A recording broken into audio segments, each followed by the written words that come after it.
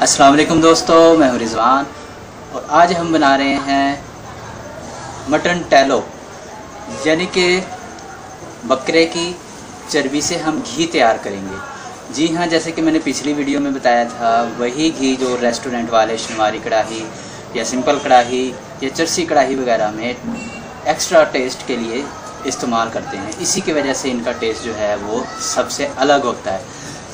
वैसे तो ज़्यादातर ये दुम्बे की चर्बी से बनाया जाता है, तो बकरे की चर्बी से भी बनाया जाता है, लेकिन आप इसको बीफ की चर्बी से भी बना सकते हैं और कुछ लोग तो चिकन की चर्बी से भी तैयार करते हैं और इन सब का अलग अलग जो है वो टेस्ट तैयार होता है। बहुत से लोगों को इसकी स्मेल पसंद नहीं आती, तो इसको बनाने के बहुत से तरीके हैं जिसकी वजह से इसकी स्मेल को दूर किया जा सकता है। एक तरीका हम आपको बता रहे हैं और भी बहुत तरीक़ों से लोग इसको तैयार करते हैं जिससे इसमें स्मेल नहीं आती। एक बात आपने याद रखनी है कि चरसी कढ़ाई वगैरह या रेस्टोरेंट स्टाइल कढ़ाई में लहसुन का इस्तेमाल या लहसुन के पानी का इस्तेमाल ज़्यादा किया जाता है। तो जितना आप लहसुन का इस्तेमाल ज़्यादा करेंगे उतनी इसकी स्मेल जो है वो ख़त्म होती चली जाएगी। तो लहसुन का इस्तेमाल आपने ज़्यादा करना है। और इसमें पकाया जाने वाला सालन जो है वो उसमें घी बहुत जमता है, तो उसके लिए आप इसमें बराबर मिकदार में कुकिंग ऑयल भी शामिल कर सकते हैं। उससे इसके जमने की स्पीड जो है वो कम हो जाती है। जिस तरीके से मैं बना रहा हूँ इसी तरीके से आप बनाएं और अपनी कढ़ाई को रेस्टोरेंट वाला टेस्ट दें। तो बहुत आसान है, आइए शुरू करते हैं। बिस्मिल्लाहिर्रहमानिर्रहीम। 2 किलो हमने बकरे की चर्बी ली है, तो आप दुम्बे की भी ले सकते हैं, बीफ भी ले सकते हैं। तो इसको हमने साफ़ कर लिया और इसको इस तरह छोटे छोटे टुकड़ों में काट लिया। तो अब इसमें हमने कोई चीज़ शामिल नहीं करनी और इसको इसी तरह एक खुले बर्तन में डाल के चूल्हे पर पकने के लिए रख देना है, दरमियानी आंच पर। 2 मिनट के करीब हमें हुए हैं और ये आपको नज़र आ रहा होगा कि नीचे से ये इसका घी जो अब निकलना शुरू हो चुका है। तो इसको छेड़ना नहीं है हमने, बस इसी तरह इसको हल्की आंच पर हम पकने देंगे। मज़ीद इसमें घी भी आएगा तो वो हम इस तरह का एक चम्मच आपने लेना है, तो उससे हम घी जो है इसको निकालते रहेंगे साथ साथ। तो इसको हम एक बार मिक्स कर लेते हैं और अब हम इसका जो है घी निकालना शुरू करते हैं, क्योंकि अगर हम इसका घी सारी चर्बी को पिघला कर घी निकाल लेंगे बाद में, तो जैसे जितना वो ज़्यादा गर्म होता जाएगा स्मेल जो है वो हमारी बढ़ती जाएगी। तो इस मौके पर ये वाला जो घी आ चुका है इसको हम निकालते हैं।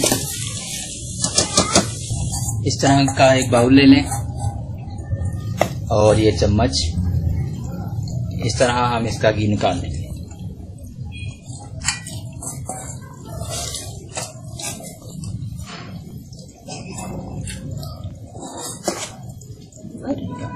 फिर पहली बार में हमने इतना घी निकाला है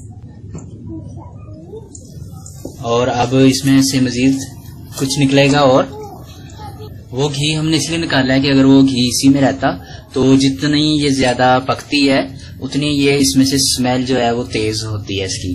तो अब इस मौके पर हम इसमें 1 टुकड़ा दालचीनी, 3 अदद छोटी इलायची और 4 अदद लौंग इसमें शामिल कर देंगे।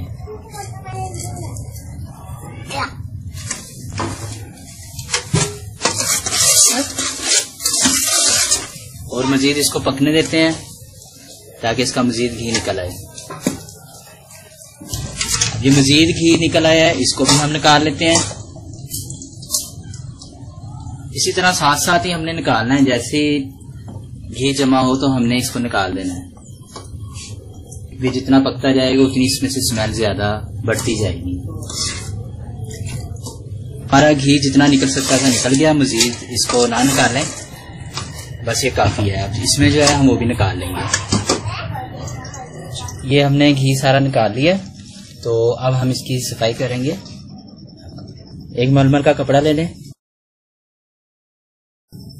इस तरह रखें।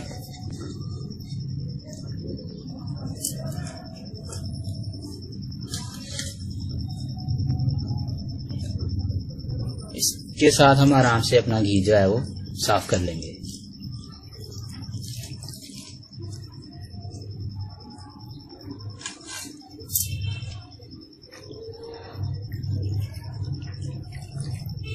देखें घी हमारा निकला है करीब 2 से 2.5 किलो हमारी जो चर्बी थी और 1 किलो से कुछ ज्यादा हमारा घी निकला है। तो इस मौके पर हम इसमें मजीद 2 अदद छोटी इलायची शामिल करके इसको थोड़ा ठंडा होने देंगे और जब ठंडा हो जाएगा तो फिर हम किसी भी अपने बर्तन में जार वगैरह में इसको महफूज करके रख लेंगे।